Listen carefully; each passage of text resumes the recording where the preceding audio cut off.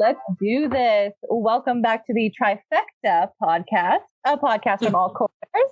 As always, I am joined by Braden and Desiree, myself, Brandi, and today we have a special guest. Her name is Jen. She's here to talk with us about our topic and share some of her thoughts. So welcome, Jen. Thanks, guys, for having me. Yeah, I'm so excited. First guest. Yeah, you're like super special and cemented forever. It'll be good. Excited. It's going to be awesome. Welcome. Hopefully, thank you. Very safe space. So speak up whenever. Will do. Yes. Except when it's not appropriate. No, I'm just kidding. Except when it's not your turn. Stay in your place. We don't wait for stay in your lane. No, we don't wait. We don't really wait for turns. We just do whatever we want.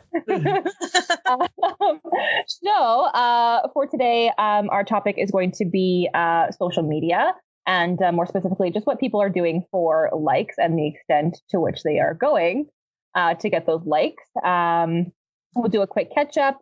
And we'll pop into what's the word, give you guys a little bit of a breakdown about what's happening this week in the universe, in the world, on Earth, I guess. The universe seems like a lot of pressure. Yeah, let's catch up. So on Mars today. I was like, well, we don't want to be like excluding. I'm super articulate, guys. Don't even worry about it. Yeah, so how's everyone's week? What's been going on?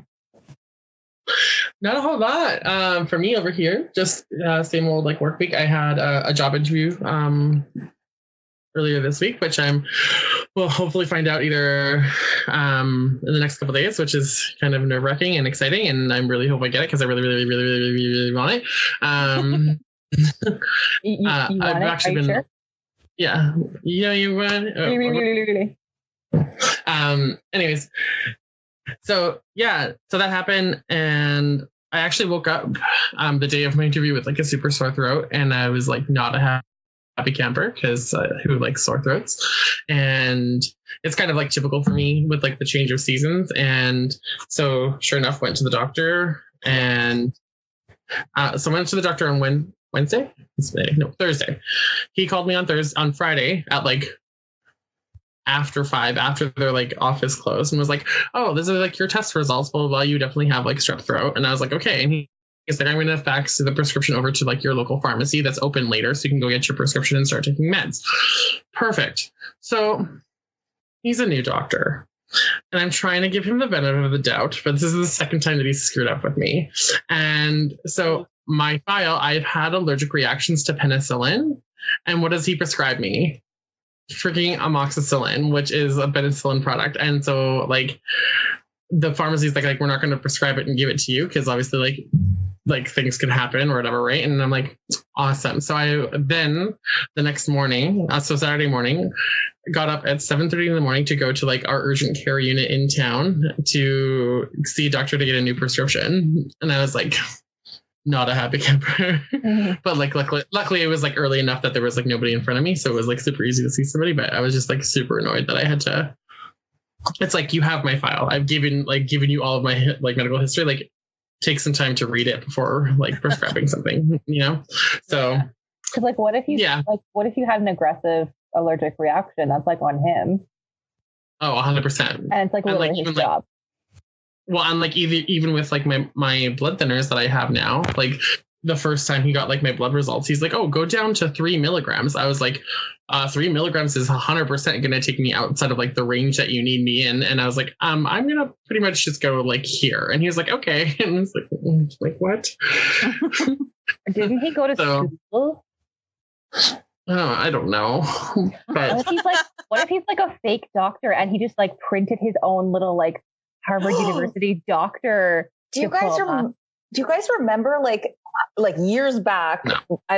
There was a guy at, I think it was Seven Oaks Hospital, who had been a nurse there for years, but he wasn't ever actually, he never went to school for being a nurse. No. Yeah, I'm pretty sure. Like, I mean, I would have to now look. I remember hearing about this like way back, and I'm Googling it. It was like a thing where they found out that he didn't have any actual like schooling, and he was like just like learning, I guess, on the job, and like from what he I don't know. I guess you can have like, you can learn through books and internet, but I don't know what he did. Like, but yeah. And he wasn't like a nurse in his previous country or anything like that. He just like, I actually don't know anything besides that he wasn't like supposed to be a nurse and he had been for like a few years at that hospital or something. Jesus. That's pretty wild. I mean, that's like, Yeah. I don't have any proof or anything, but I remember hearing about it. So this is 100% true. So a man worked for two years at Seven Oaks Hospital without being without a license. Wow, 2 years. Like, that's crazy. healthcare. I don't think I could get through like one shift at a hospital without knowing what the fuck I'm doing. Like, Right? Like, how did he take his way? Asked me the scalpel. Which one's that? I don't know. Well, he wasn't a surgeon. I think he but just like had even things simple like bandaging someone up, like I'd be like, yeah. Like it's a demanding job, but like it's not like you are operating on a person, but like it's a demanding job. So he must have at least like been knowledgeable about stuff, right? Knowledgeable, yeah. But yeah, anyways, that's what my brain went to when you said that. That's so crazy though. That's insane. That's actually like a real thing. Like how, like, I don't know, like how do how do you get hired and then B, like not get like screened for your license? You know, like that's just crazy. So yeah, that's gotta be like a missed judgment from somebody, like just like passing through. That's gotta be. I was gonna say it's almost kind of like was it Forever 21 putting those Atkin bars in their boxes and not actually checking? Yeah. But anyways, what's going on? What's going on with you guys? Tell me the things. Well, Xander went to school this week, so this was his back to school week. Wednesday was his first day, and then on Friday was French Fridays. He's starting French introduction, so that was like, that's awesome. Wow. Yeah, so that was like the new thing. And last year, so like the reason why we put him into preschool isn't so much for like the education stuff, because I feel like once you get into kindergarten, you learn all that stuff anyways. And like, I do stuff with him as well. So I'm not like super worried about academically where he's at. I was more concerned with like, I wanted him to be used to like the social structure, like not being just at home with me as the authority, having somebody else as an authority, but most of all to connect with other kids. And 100%. last year I felt like he didn't, like he connected, like he would play with the kids and stuff and he knew their names and all of that, but he was always, he loved seeing his teachers and talking about them, but he would never like, it would be hard for him to like remember the kids' names at school, or like he just didn't really connect to anybody. We would have play dates with some of them and we still do. And he likes those kids now, but it's because he was in a one-on-one thing with them. It wasn't in a group setting. And then when he'd go back to school, he wouldn't even necessarily play with those kids, even though he loved playing with them on the play dates. So it was like this weird thing. But this year I was really happy to see on Friday, he like actually like made some friends, and specifically this one little boy. And it was like the cutest thing. Shimon, I was actually not even there, but like Shimon went and picked him up on Friday because Shimon sometimes will get off early. So we went and picked him up. And he let him play on the playground after like the class. And one of the little boys from his class were there. And when he left, like Shimon's like, okay, we have to go home. And so he's like walking away. He's like, okay, bye. And like said the kid's name. And he's like, I love you. Aww, that's so cute. I thought that was so cute. And Shimon's like, the mom was like, oh my God. And I was like, that is so cute. Like, I'm so glad he actually like, he's already made one of those connections that I was like so hoping for him to do last year. And so I'm looking forward to this year because he's grown so much, and I just can't wait to see the spectrum of growth that he has in store for him. That's awesome. That's so pure. So pure. The highest thing is she'll go, you're my best friend. Yeah. Like 8 people are her best friend. Yeah. Well, whatever. You gotta keep your circle open. Yeah. That's me now. Yeah. I mean, some of the girls, I'm like, are we best friends? Yeah. Okay, great. Yeah. We're best friends, all right? Yeah. How about you, Jen? Tell us about your week. It's nice to have someone else in here to bother. Well, Des and I went out last night to karaoke. Yeah, we did. And I kind of raged a bit. I think it was my first real night, like out of the house since having the baby. So Yes. yeah. How old is has she a now? 3-month-old. She'll be 3 months at the end-ish of September 21st. So That's crazy. yeah. And so, you know how like, well, we used to like go to the bar and then like you end up talking to like some random girl in the bathroom and whatever. You and like now they're like your lifelong friend. So I met a girl in the bathroom and then Des is like, so like, did you get her number? I saw you like pulling out your phone and I was like, no, I was showing her a picture of my baby. And I laughed. So I'm like, you're such a mom. I'm such a mom. Oh my god. That's amazing. That's awful. You know, you get to a certain age when, and you're like, "Did you get her number?" No, I just showed her a picture of my child. Well, this chick was like 23, and I was like, oh my god. I was like giving her all this life advice. I was like, travel, like eat out as much as you want, like go to restaurants, like go to concerts, do everything, do all the drugs. Like worst advice, but I was like, live your life, man. Like you have so much life ahead of you. Like, okay, I'm only 32. I'm not like 100. Like, but yeah. Mom advice. I love that. Yeah, What about you, Andy? Oh good, my good god. time. Oh yes, the floor saga. Please explain the floor saga. Your girl. I know little hits and bits about it, but I want to hear it from you. I've had a rough week. So essentially the short version of the long version is we have to vacate our condo because the entire structural integrity of the condo is compromised. And they will have to gut our entire condo floors, walls to the very bottom of the dirt and rebuild from the ground up because wait, so are you finding a whole new place to live?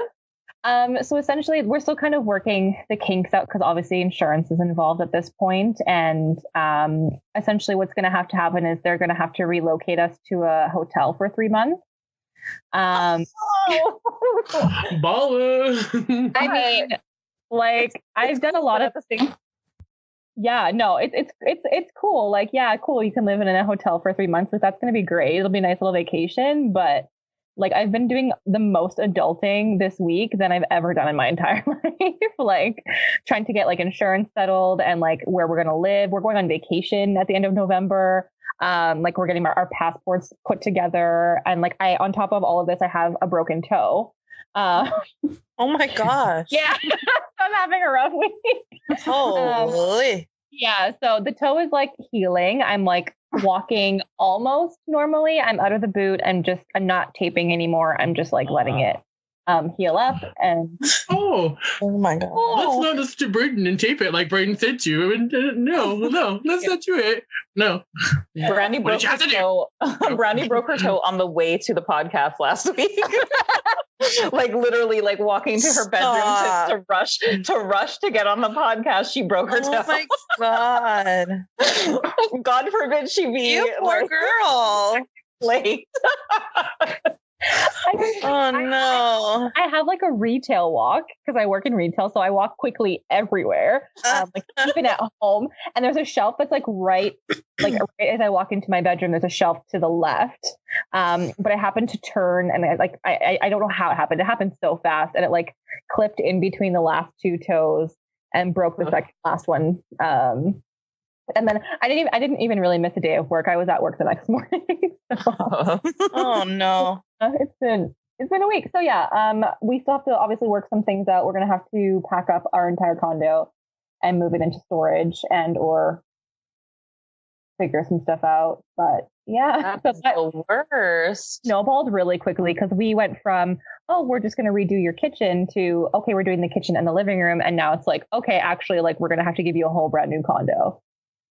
So are they doing that for like the entire, like for all the units on the floor, or is it just strictly yours? That's strictly ours. Essentially, the engineer is only really responsible for our specific unit. But he said he would recommend to like the real estate company that like pretty much the entire side of the whole side of our building should be restructured.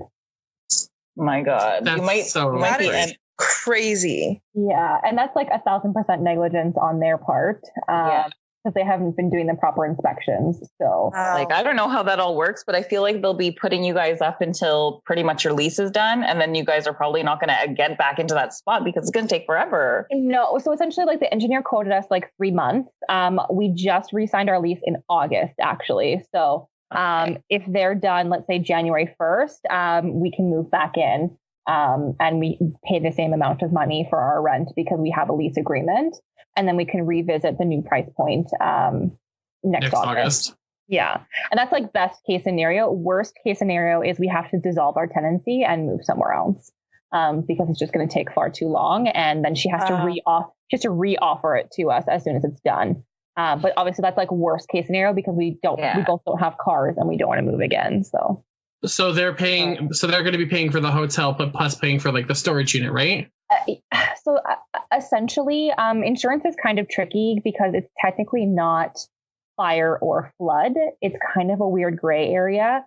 So she has to just make sure that they're going to cover the relocation part of it. So they should be covering the storage. They should be covering us to live in the hotel. And then we don't pay rent for the amount of months that we're out of that building. So the owner is going to have to essentially either sue or make sure that the real estate company is paying for any of this lost income because she's losing like 3 months of rent from us. And then she has to pay for insurance deductible and all of that. And this is really all on Bridges property management. So that's insane. The condo where we lived at was Bridges too. Oh, get out. Okay, yeah. And like, I mean, I haven't really dealt with them too much, but it's been like 20 years essentially of negligence on their part for lack of inspection for the flooring. So, I'm hoping to do a little less adulting, but I'm definitely super ready for this vacation now, obviously. 100%. Yeah. That's at a good time for sure. Yeah. Yeah. So we'll see. We'll get there when we get there. Hopefully everything will work itself out. We'll probably find out this week and go from there. And like, if I don't hear what I want to hear, obviously I'm going to fight for what we need. Yeah. They like mentioned us paying for something and I was like, oh, hell no. No. Why should you have to pay for anything when it's their negligence? Yeah. And like, you're expected to live out of don't suitcases, essentially. It sounds cool that you're going to be at a hotel, but really that means you need to live out of your luggage. Like, how much can you really unpack? Like, it's 3 months, but like, it's not like you have all your shit. And like, does the hotel room have a kitchen? Can you cook there? Like, what the fuck? Like, all that stuff is like out of your everyday living, and that's going to cost you if you're going to be eating out instead of like, being able to cook in your house. Yeah. And then we got super lucky. We're so lucky that we found a hotel literally down the street from our house. So I would still be able to take the same bus and Shay could actually still walk to work. So that's not something that we have to worry about transportation wise, but we just got lucky. Like they got lucky essentially that that's an option for them. So that's my life right now. Living my best life. Jeez. Jesus. Okay, so let's cruise on into our What's the Word segment. What's the word? We'll get a jingle eventually. That's a little song. I like songs. Does anyone want to start? Does anyone want to specifically start? I'll start because I don't really have like an actual talk. I didn't do my homework this week, folks, so sorry. But D-. My little one is going to be, because it was back to school week, I had like read this like article from like a mom blog or something, and it was talking about like the pressures now about like sending your kids like with these like amazing little snacks and like lunches that have like, they're like all nutritious, but they're also like pretty or trendy, like, and I totally, like, I read it because I was like, I totally have a Pinterest board of like cool kids snacks where it's like you make pictures out of the cheese and bread and shit. I actually enjoy doing that, but to send every day for lunch, I don't think I would do that. Like, for me, I don't feel a pressure, but apparently like the article was saying a lot of moms do feel that pressure that like all these other kids are going to have these cool, like homemade, like custom lunches and like, God. and I'm like, I'm not worried about that. I like I said, if I have the time to do it at home and it's like a fun little thing that I'm doing for fun, that's one thing because I'm doing it like at home as like a thing with my kid, but like, I'm not sending that to lunch every day. So like legit, like this is the first time last year at his preschool, we paid, they all get like the same snack, like the teachers prepare it. And so they would all get the same snack every day. This preschool, you have to bring your snack every day. And I was like, I'm just buying Lunchables. Like it's not at lunch. Like he's only there from like, like 1 o'clock to 3:30 type of thing. So it's like, I'm not going to like make this like custom thing for my kid. I'm buying fucking Lunchables and sending him with Lunchables every day. And he's stoked about it. Listen, we all went through that. Lunchables. Yeah. But I was jealous of the kids that had Lunchables when I was a kid. You know what though? Like when you do like a charcuterie board, what is that? Grown-up Lunchables. Grown-up lunch. Yeah. And all you do is instead of juice, it's wine. Like, yeah. Who doesn't love a Lunchable? I love that. We should start like adult Lunchables like that. Like you can buy that prepackaged like little kit and like yes. Like trademark. I'm sorry. Like nobody come for me. Like and you know what? Like at IKEA, you get those like little mini. You can buy like alcohol at IKEA, and it's like the little mini barefoot Pinot Grigio or whatever. So we should do like the Lunchables and like here's your little mini wine and today. Done. I'm so in. Let's do it. Lunchables were coming for you. Yeah. Should we call it like adultables or something? Oh my God. Yes. Bingo. Done. Trademark. Trademark, copyrighted, it's all ours. Yeah. No, September 8th, 2019. Yes. Copyright. 6:47 p.m. PST. I totally bought myself some extra ones because I that's what I said too. I was like, that's my charcuterie board for today. Is right. The turkey Lunchable. Yeah. Turkey and cheese.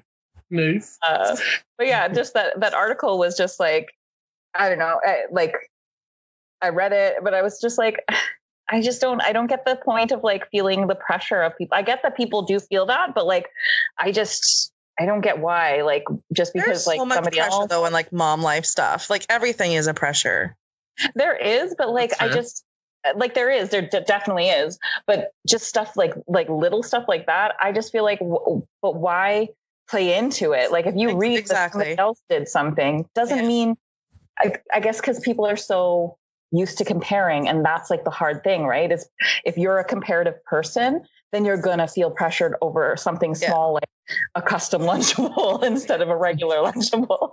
But like it for me, I'm like, no, I like that's not something I would feel pressured about. I might feel something about maybe something totally different, but like my kids' lunches are not one of those.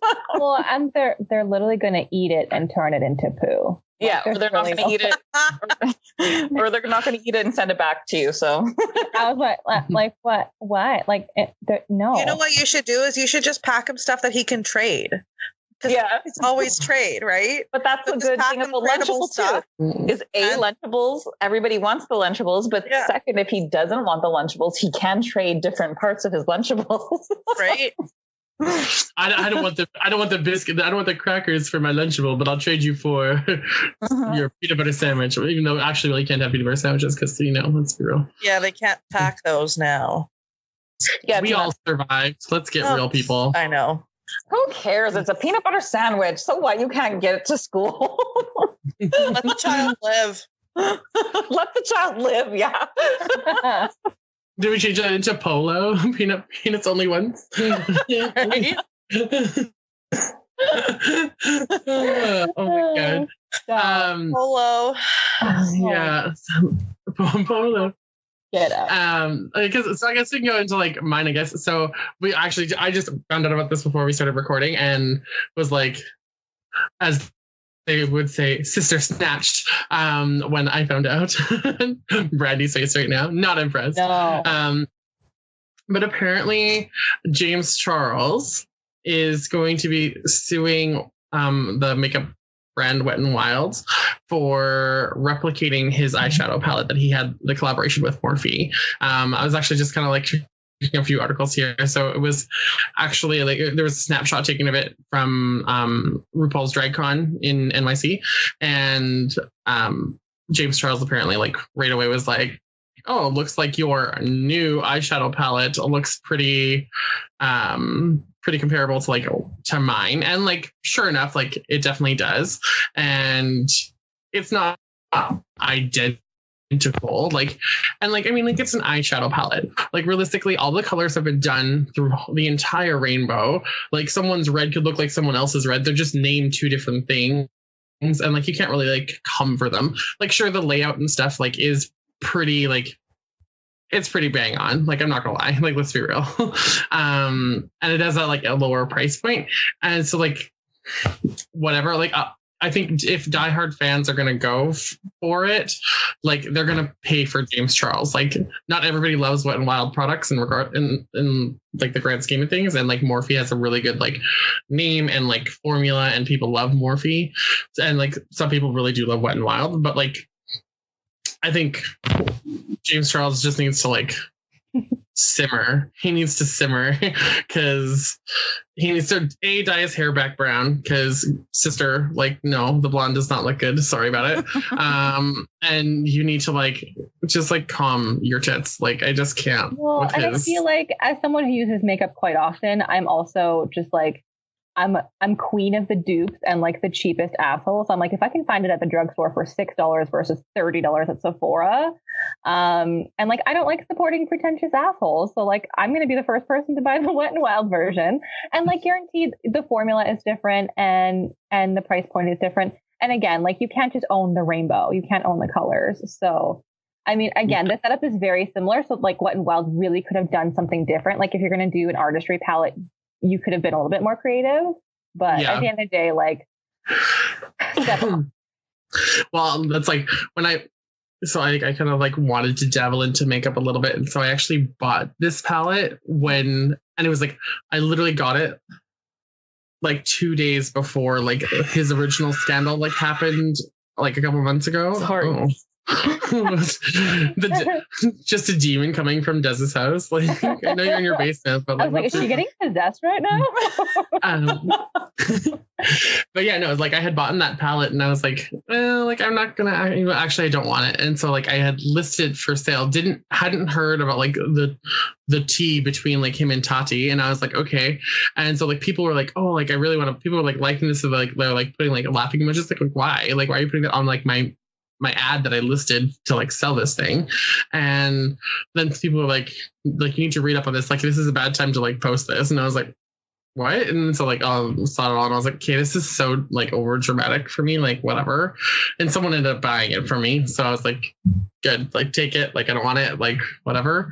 But I used to be a fan of his, so like I think he definitely does like good makeup, like his like self or whatever, but I don't think he's not someone that I think is like a good influencer. I don't think he's someone that should be like a role model for kids to look up to. I just don't think he's a good person. So, but yeah, that's my what's the word stuff. I love a spoiled YouTuber. Yeah. Get out. I'm gonna be honest, I don't know who he is. Like when you've mentioned Jeffree Star before, like I know who Jeffree Star is from like way back in my like old school MySpace days. But like I don't know makeup people. I'm not like good at being like girly like and like makeup. Which is so funny because you're like the most stylish person I know. Like I appreciate that, but I feel like I like clothes and stuff. Like I like clothes and accessories. I feel like that, like when I have the time, that's like a thing like that I like. But I don't know how to do my hair or my makeup. I buy lipstick and I put lipstick on. But you know how to do know how to like. Go ahead, Jen. It's like eyes, like maybe so like a stroke of eyeshadow, maybe some like I have to do like mascara, maybe eyeliner if it's like I'm going out, cover up like the blotches, blush, and like that's usually it. I may or may not put on lipstick. Like I don't contour. I don't know how to do that stuff. I don't know the difference between like concealer and like cover up and like foundation I don't know all that stuff. We should invite I don't have a you. little blender thing. Like I don't do this. Like my blush, I swear, is from like 6 years ago. I still have like there's an expiry date on that girl. Yeah, I still, because the thing is like the, not what flavor it is, but whatever color it is has like worn off. So I don't even know if I could go like rebuy it. It's probably, I just keep using it. And it's like hot pink and it's probably really awful, but I use it anyways. We were talking about doing like a makeover day with Des with like hair and makeup, and like I would teach the makeup and Braden would do the hair. So we'll invite you. Awesome. It'll be great. It'll be a good time. Yeah, because I'm like totally makeup stupid. We're going to be 100% hotter. And 100% hotter. I really think you guys are overestimating how like it's really easy. It's really not that much work. I can do my makeup in like 15, 20 minutes. But there's like so many brushes and like highlighter in your eyes and then like this and that. Like I use one shade, stroke across, call it a day. Yeah, you need like maybe, I think I use the same like maybe 6 brushes and like a beauty blender and like 4 colors. 6 brushes? I don't have that kind of time. For 6 brushes. No, I don't mean every day. I mean, I have 6 brushes that I use for like different things, but not all at the same time. Not like every day. Brandi, cat mom, Jen, mom of 2. I'm a mother of 2.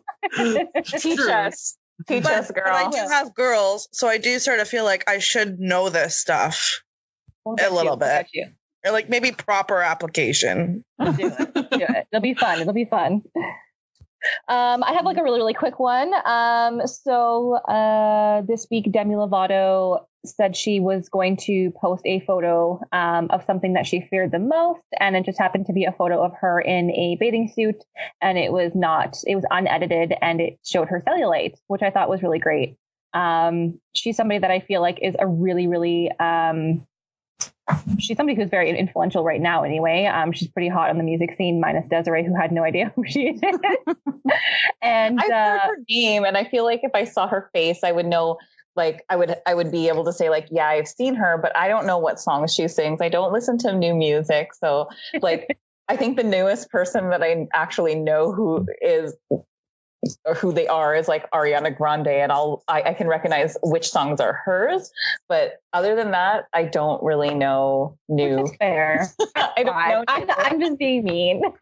Jess, I told you to follow me on Spotify, and you would have all these new music. I follow you? I don't know how. Like once I hit follow, like what am I supposed to do? She doesn't know how to technology the Spotify.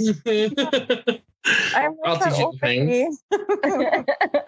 So anyway, I really appreciated that. I've had kind of an off and on like relationship with Demi Lovato, because I am obviously not a huge fan of like,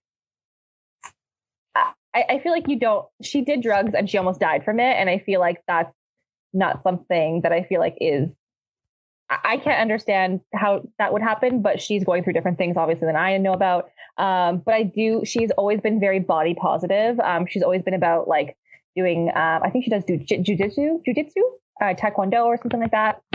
And she's always been like a curvier girl and somebody who's like struggled with her weight issues. And I feel like it's really fantastic to have somebody so much in the spotlight, being like, hey, listen, I have no problem posting this, even though I'm terrified and it's one of my biggest fears.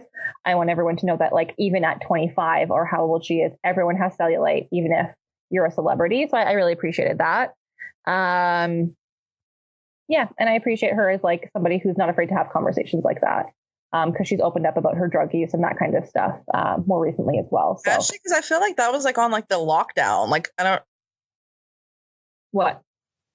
I don't really know if she like opened up about that. I mean, I don't also really follow her too much, but yeah, it was so she opened up before she had her huge like drug scare. And then I knew she was like on and off an addict and stuff, and she sort of talked about that. But then that whole thing happened, and it was like, whoa, this girl's got like issues. Yeah, it's like radio silence right now. But previously she would have for her concerts, before her concerts, she would have she would have like meet and greets with her fans, and they would talk specifically about addiction and that kind of thing. So she's always been very active in talking about it. Obviously, this was like a near death experience, so she probably won't speak about it as openly. I feel like that one she hasn't really talked about. No, she's waiting. I think she's recording new music now. Okay. I'm sure it'll have something to do with that kind of experience in her life. And hi. No, nothing. Continue. Do it. Oh, nothing. I was just excited. Someone bought a shirt from our store. Oh, yay. Oh, finally. Save the Amazon. Yes, we can donate. Yeah. And I think my second last one is Joker. The film Joker won the best film at the Venice Film Festival this weekend. Super excited about that. Really excited to watch Joaquin Phoenix win an Oscar this February. I'm here for it. Yeah, he's gonna win. It's like two of my favorite things in the entire world. I love Batman and I love Joaquin Phoenix more than anything on this planet. And like the worlds combined, and I was like, what in my lifetime? Like what? Yeah. So. I just like a quick side note. I just need to know your like feeling about Ben Affleck being Batman. I liked it. I thought it was great. But to be fair, I haven't seen Justice League or Batman versus Superman. Okay, because I definitely just recently watched Justice League, and I was like, you need to get out. Like I can't. I didn't. Like, he had the look. I think the acting was okay. Do I think he was the best? No. But I think he did the right job. Nobody will ever beat Christian Bale. Christian Bale is it. Fair. But however, I do think Robert Pattinson is going to kill it. I think he's going to be exceptional. 100%. I agree. People aren't ready. He's going to be amazing. Wasn't ready. She wasn't ready. But I'm ready. I'm ready now. I'm ready. Oh man. Jen, did you have something quick you wanted to share? I'm just really excited about Bianca Andreescu winning the U.S. Open. She beat Serena. Yeah. Serena Williams, yes. So, first Canadian to win a Grand Slam. Pretty awesome. Yeah, I'm a big tennis fan, so I love it. The news in my world. But it's really, I don't know, she's 19. Like, I knew nothing about the world at 19, first of all. And in October of last year, she was ranked 243rd, and now she's ranked 5th. Wow. So that's insane. Yeah. It's really, really good for Canadian tennis. I'm really excited about what it's done for Canadian tennis. Like, we had like Eugenie. She didn't really do much. Raonic, I'm a big fan of. But so good. He hasn't, you know what? He's been having like back issues and stuff, and he hasn't really held up to the hype, I feel. Mm-hmm. And now this chick kind of just came out of nowhere, I feel, and she's just killing it. So really excited for her and Canadian tennis. Proud to be Canadian. Yeah. And I love also, so it was the US Open, and she apologized to the US fans for winning. So Canadian of her. Canadian is that she apologized for winning. Sorry, yeah. That's hilarious. She's like, sorry, I know you guys were cheering for Serena. Like, awesome. Loved it. I love it. It's kind of trolling. She's like, sorry, not sorry. Probably not sorry, but I'm sorry. Yeah. Right. Good for her. I wish I would have known as a kid how much money tennis players make. She's made $6 million. Like so far. And they can make a lot extra on the side with like endorsements. Loads. I know. I wish I knew that. I mean, I'd be any good. I'm too short for tennis, but still. I feel harder. Maybe you'll be on Team Manitoba for curling next time. Yeah, maybe one day. I see your posts when you guys go curling. And I'm like, oh, I just love curling so much. It's so fun. I've curled in so long since the babies. Like it's been 4 or 5 years. That's crazy. Yeah. So I'm hoping to get back into it this year. We'll see how that goes. Do it, girl. Do it. I need to get a weekly sitter, which is the problem. So we'll see. I might just spare and get a taste of the ice. We'll see. Do it. It'll be fun. I'm excited. All right, let's sneak right into our topic this week. So something we kind of want to touch base about was social media, and then more specifically, obviously, what people have been doing and are doing, whether good or bad, to get likes on their pages and likes on their Instagram, likes on their YouTubes. I think mostly just because we heard about the woman who was doing a yoga pose and fell off her balcony and broke half the bones in her body, all for likes on Instagram. So let's chat about that. Yeah. Her name was Alexa Terrazas, I think. Oh, we're calling her straight out. Perfect. Yeah. I want people to be able to look this up because this is just crazy to me. She was 23 years old. So the same age as that girl you met at the bar last night, Jen. So apparently like she's like she's known, like friends and family know her as like a thrill seeker. She had like an Instagram page that had like 4,000 followers on it. And like, she would post stuff about like her bungee jumping and stuff like that. But she apparently also was like doing it's called extreme yoga. And so you do like, you're challenged to do yoga poses, like challenging yoga poses in, I guess, more riskier places to get like the adrenaline going. So she was like, literally, it showed a picture of her like hanging upside down on a balcony, which was 8 stories up. She was in Mexico at the time. And the person took the picture. And then apparently right after that picture was when she fell. And I think I actually read that she broke like 90% of her she broke 110 bones. Yeah. She literally has to reconstruct her ankles, knees, and face, like completely reconstruct those areas of her body, and she won't walk for at least 3 years after those are done. Yeah. And she's already had like an 11-hour surgery, and the family is like requesting blood and platelet donations through like this website because like that's how extreme this is. And so like Braden often will like tag me and Jen in these videos where people are like climbing high things with harnesses and stuff because it really like triggers our anxiety. Oh, it triggers mine. I just do it so like you guys, I like have people to like feel it. Yeah. I'm like, oh. That's what I love. I love that we like are like, hey, check out this totally like scary thing that will like make you shit your pants at 10 o'clock in the morning, but I have to share this with you anyways. And because I know that you feel the same way that I do about it, where like I'm gonna die. Like, how do these people do this? I don't understand. I will never. Yeah. And like it's gonna be me, man. Sorry. We like we'll rage about it. And that's what we did when we got that thing. Like, obviously, like, yes, I'm like, oh my God, I hope this girl is okay and everything. But like, why the fuck would you do that? Like, I'm so angry at you for doing that. Like, I don't know you at all, but why? Was it like for the adrenaline? Because that's not worth it. Was it for the likes? Because that's not worth it. Like, just were you trying to go viral? Like, it just. Well, she's definitely gone viral now. Like, well, her Instagram still has only like 4,000 people like on it, which so it's like even you breaking every bone in your body didn't do what you were probably setting out to do. I think I tried to follow her though, and I think it was private, if I'm correct. I should have looked that up, but I feel like it was private. Yeah, it is private. So I don't know if it's private now because of after the accident. Now they're like, we don't want people just following her just because she had this horrific accident. Yeah. Yeah. Like I was doing, basically. But at the same point, so then if you have a private Instagram, I really don't understand what you were doing this for then.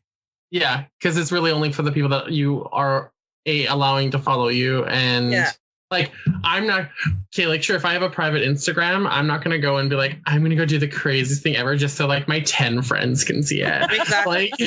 like so that's where I sort of don't know if she was doing this for herself or if it was for the likes, but that's what I'm saying. Even if it was just for the adrenaline herself, because like, obviously if she's known as like a thrill seeker in like her social circles, like it's something that she enjoys doing. And there are lots of people who are like that. They go and do intentionally crazy things to get the adrenaline high.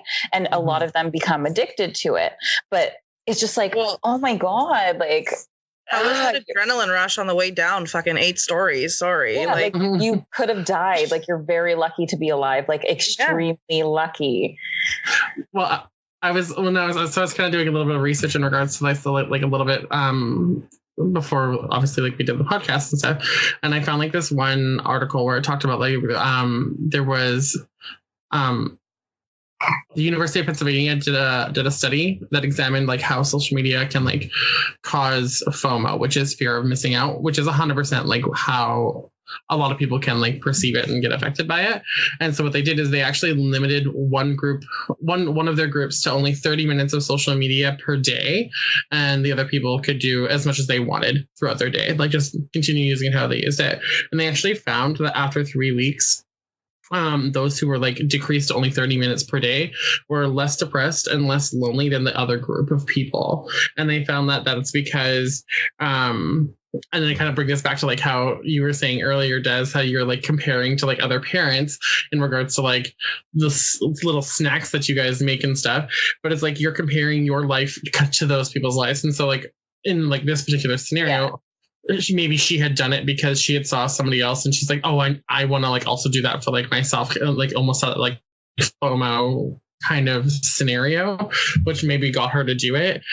Or again, like adrenaline or whatever it may be. But I think like really looking at like those kind of statistics, it's like it's kind of crazy to think that like people will do things just for the fact of like that fear of missing out. I don't get me wrong, I definitely have 100% like felt that way. Like I see like in regards to like social media, because like I look at you guys, like I'm that person that like wants to have a family and stuff. And so like I see like your posts and stuff. And I'm like, oh, their families are so cute. And like, I just really want that. And and I'm like, how do I get that? And then turns me into like dating the wrong guys and whatnot and self-confidence issues and stuff. So like I try not to like do that anymore. But like that's definitely something that plays a big part into like situations like this, is definitely that FOMO aspect. And it's kind of crazy that even just like limiting yourself to a certain amount per day would really change like your outlook on like life, essentially. Yeah, I totally agree. It's crazy. I was reading actually an article too, and it was saying how so humans are social creatures by nature. That's why we do social gatherings and we have friends and we go out and like we're just social creatures. And that's why I guess they said it's called social media, because it's to socialize. But at the same point, the reliance on the likes is about your mental maturity. And like, I think the joke is like, oh, as you get older, you get wiser and whatever. And a lot of times your circle of friends sort of diminishes because you just don't need as much socializing, I feel. And so I feel with social media, that's why people like the likes, is because you need that validation still. And it's sort of a little bit of your mental immaturity where you still need the validation and be like, yeah, you're doing a good job. Or, you know, hey, you look good today. Or like, that's why people post this stuff, is you need somebody to say, you look okay, or I love what you're doing, or your family's beautiful, or whatever, to give you that validation and, you know, to keep you going, I guess. But yeah, like humans, they call it like mental maturity. Yeah. Well, and humans are like that. Yeah. No, I was just gonna say that like I was reading a different article where it actually like states that like the likes actually trigger like a dopamine response to your your system, which is like how it's like, that's why it feels good. That's why people like look for those likes, because it's that validation and stuff. It makes you feel good. So yeah, it's actually kind of interesting that you say that, because I wonder then you're talking about these people who seek these adrenaline rush. There's a lot of people on Instagram and stuff who do adrenaline junkie things, right? Like parkour off, you know, skyscrapers and whatever. And these extreme yoga people and whatever. And they do it for the adrenaline rush. Well, if you get a dopamine type reaction off of a like, it sort of is like that rush from the like and the rush from the activity. Yeah, you get like a double. I wonder if like a double whammy. If it's a sort of personality feature where adrenaline junkies also need that adrenaline rush from the likes too.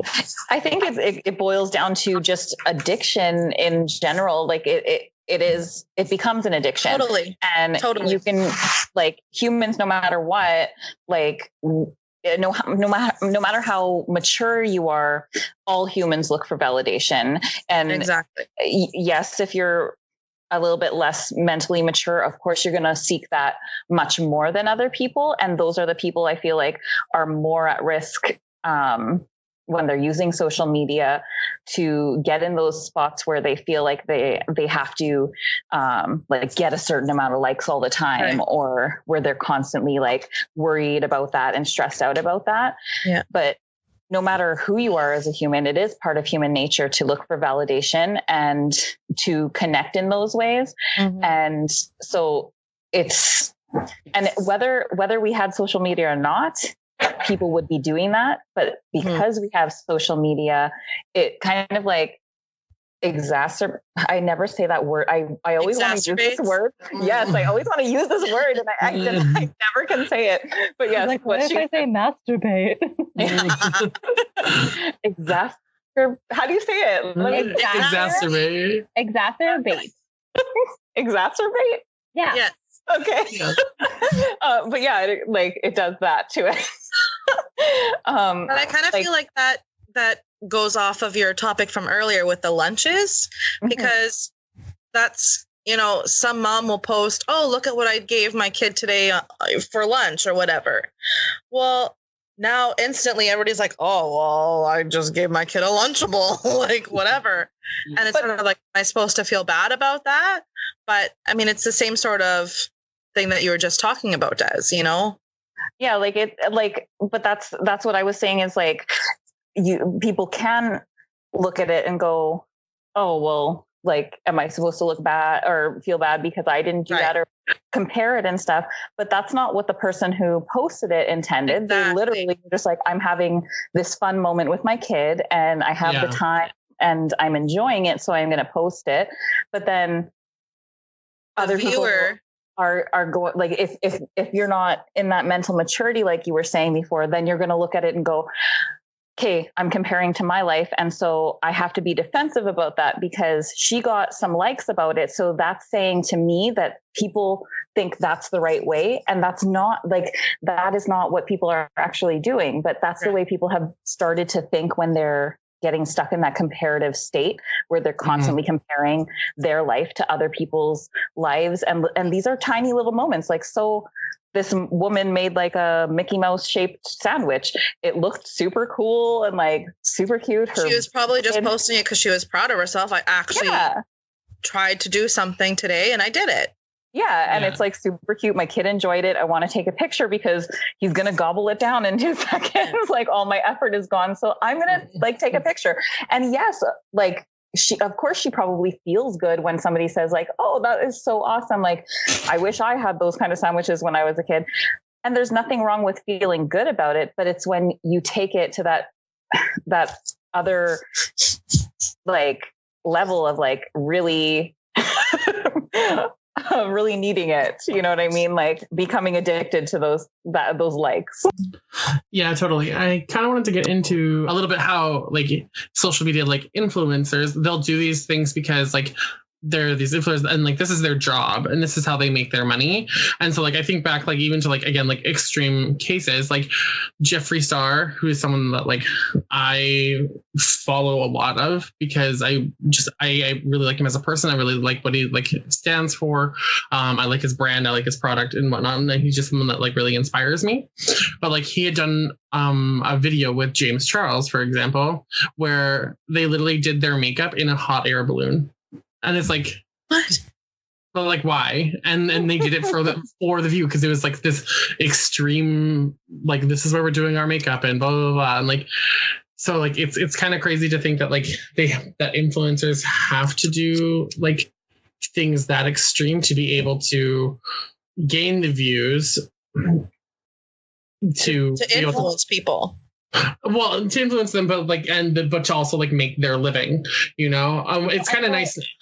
It'll never really be enough too, because once you've done something, they're just going to want something more. 100%. I think, well, in regards to like, say like Jeffree Star, for an example, like he's gotten to a point where he doesn't have to like do like such extreme things because he already does have like his large following. He's going to have those people watching his videos regardless. So like, it doesn't really matter.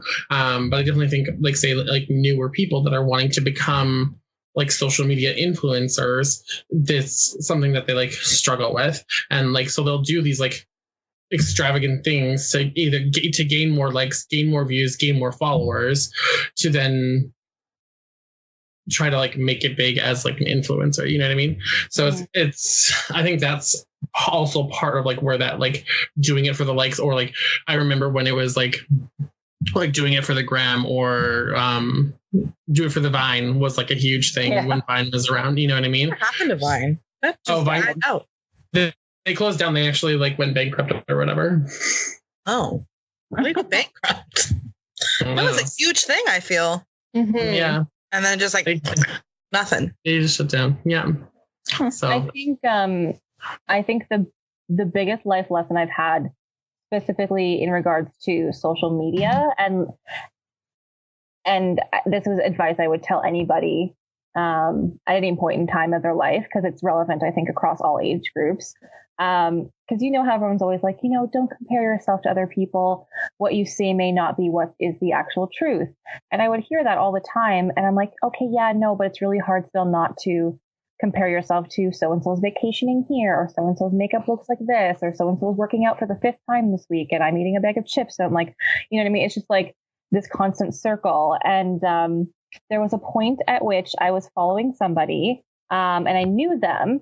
And I knew a little bit about their life, but not in depth. And I would see their posts, and it was, I'm here in this city, and I'm doing this really fancy thing, and I have this really fantastic job, and my job is great, and I'm doing really important things, and I'm with my beautiful significant other, and they're doing great, and we look great together. And it was just a constant bombardment of, I was like, why am I not at this same level, et cetera, et cetera.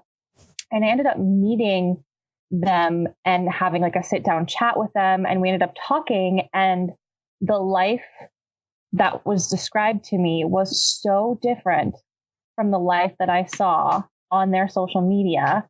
For whatever, it still stays with me. It was like, that was like years ago. And it still stays with me that I literally do not compare myself to anybody on social media. And if anything, having less social media is more attractive to me as like a human, because I'm like, oh, like you don't really need validation from those types of things. And so it's easy for me to be like, okay, yeah, don't believe everything you see on social media, but do not believe anything that you see on social media, because they're putting out the best parts of their life. Yeah. And what's behind the scenes is 1,000 times different than what you see.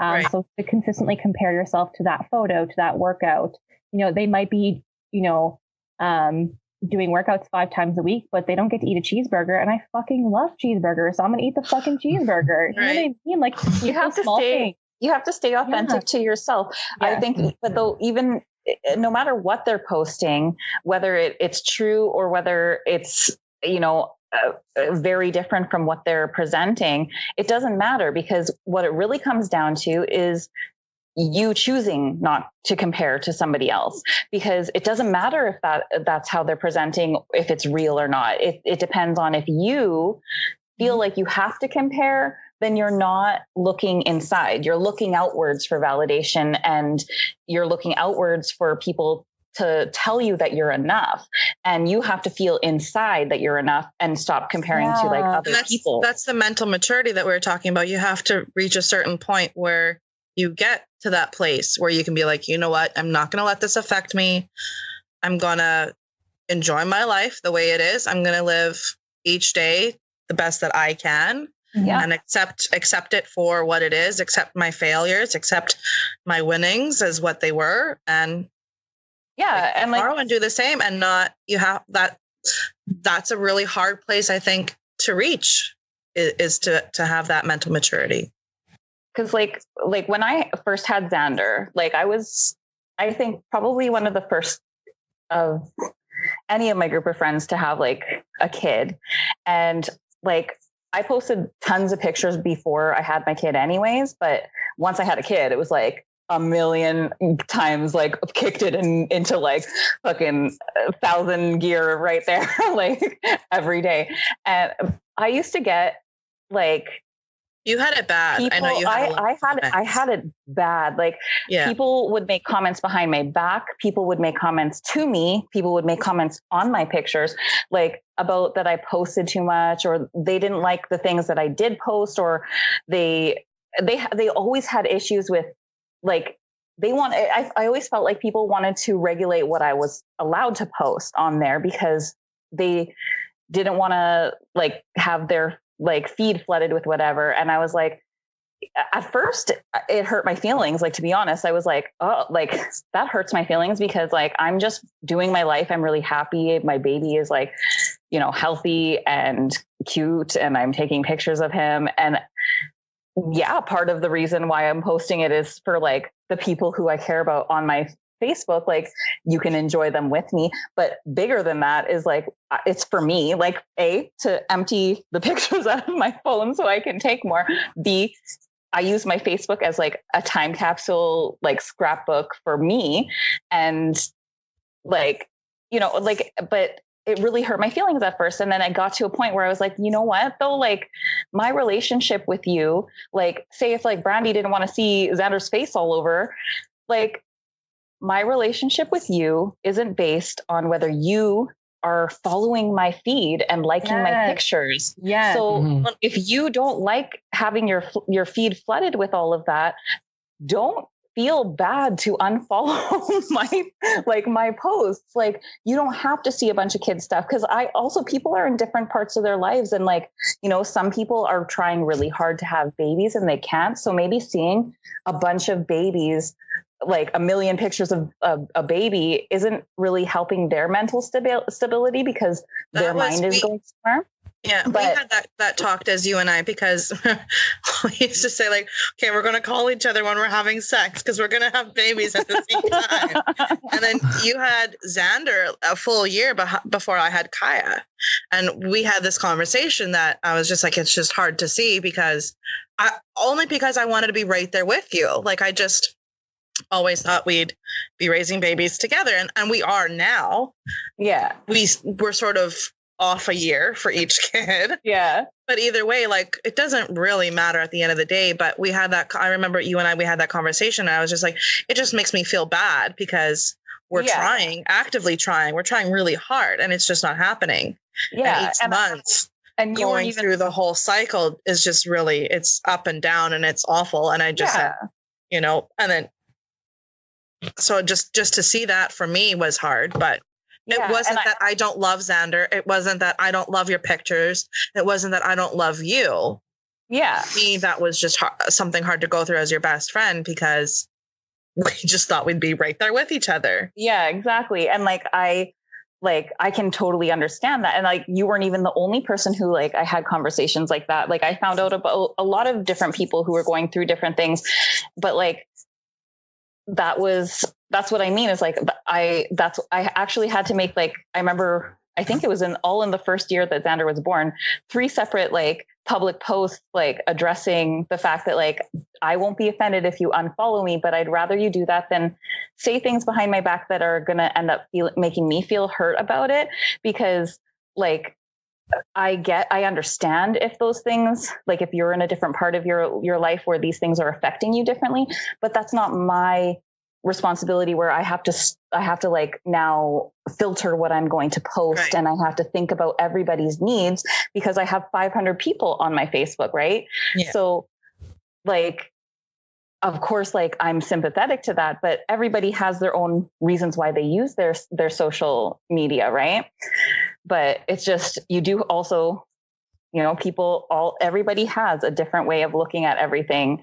And yeah, it's just part of social media. I can't remember where I started off with that. I think that that's like a good way to look at it is I think that there are the people who are just on social media just for shits and giggles and don't care and are just sort of like, this is my life. I'm just happy and want to show it. And that's it. And I'm not trying to make you feel bad. I'm not trying to do anything for likes. It's just, I'm just here and present and whatever. And then I think there are the people who do stuff for likes and put on that brave face and pretend like their life is better than it actually is. And I think that as the viewer of social media, that's where you have to kind of Use watch your who you discretion. follow or differentiate between maybe I don't follow this influencer or whatever, because seeing all their travel stuff, their stays at all these 5-star hotels makes me feel bad that I can only travel once every 1 to 2 years or whatever. So I'm going to take them off my favorites or whatever and just not follow them, because it just makes me feel badly. But I think you have to differentiate those two different types of characters on social media and know what's toxic to you, and exactly choose wisely. That's sort of what I'm getting at. That's part of your responsibility in using social media, where young kids don't understand that yet. But I think as you get older, you realize like, this is part of my responsibility now. If it doesn't make me feel good, it's just like having a toxic relationship. Then you let it go. Like, let it go. Marie Kondo. If it doesn't spark joy. Thank it, and then let it go. I've honestly been thinking about Marie Kondoing my Facebook friends list. But I think that that's a valuable thing. I think you should do that. Like, I think if you're feeling low and there's certain things that are triggering you to feel that way, take it the fuck out of your life. Why? Why are you doing that to yourself? You're in charge of how you feel. You're in charge of your life. Take that out. Yeah, follow people who maybe we don't share all the videos of people on cliffs. It makes us feel really bad. I love it. I'm not going to be stop. On a cliff. But, take it out of your life. Stop doing it. Stop hurting yourself. Stop wearing yourself down. Well, I think it boils down to just being self-sufficient enough to hold yourself accountable to choose the right things and decide whether or not that's something you want to let affect you or not. Mm-hmm. And it's easy to say and easy. It's tougher to do. And it's just, I feel like it's, again, something that you have to just police yourself. Totally. You have to make I'm going in and unfollowing all of you after this anyway. So perfect. I'm not offended. Anyway. No, I'm just kidding. Cool. Anybody else? Any last thoughts? Any last thoughts? We should probably wrap this up here. No. Okay, cool. Well, thanks for having me. Yes, thanks for being here, Jen. It was so awesome having you here. And it's really great I'm honored to be your first guest star. Yeah. Maybe we'll have a recurring episode. Yeah. My never-ending pregnancy is now over, so. Yeah. Cool. Awesome. Well, again, thanks, Jen, for being here today. It was super awesome to have you be part of this today. So, and it was Keep awesome. sharing your videos with me. Oh, trust me, I will. Love it. Jen, Des, and I have our own little Facebook Facebook group where we share videos. It's a good time. So, but everybody else, have a good week. Last little announcement again: our t-shirts still are on sale to help save the Amazon. So make sure to go to the trifecta.com to buy a t-shirt if you would like to buy one. They're only going to be up for a limited time, I guess, so I'll have to figure that out, but make sure to go and pick one up. So yeah, have a great week, everyone. You too. Yeah. Bye. Bye. Bye, guys.